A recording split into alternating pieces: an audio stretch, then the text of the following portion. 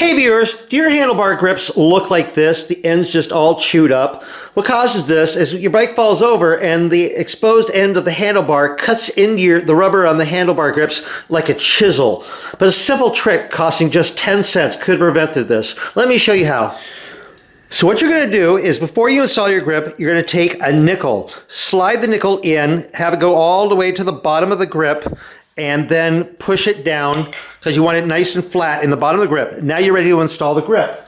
And how I install them is I take a little bit of rubbing alcohol, isopropyl alcohol here, and squirt it in, shake it around so it coats the inside of the grip, and that allows the grip to slide right on. As the alcohol evaporates, it'll be on there nice and solid.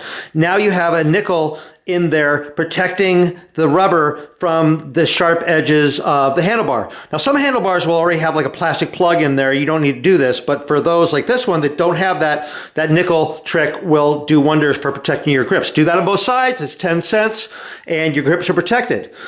It's that easy. Anyway, hope you found this video useful or interesting. If you did, please give it a thumbs up. If you're not subscribed to my channel, click that subscribe button down there. Be sure to click the bell so you get notified when new videos come out. I'm over on Facebook, RJ the Bike Guy. Go over there, like that page. I post a lot of stuff over there. Anyway, thank you guys very much for watching.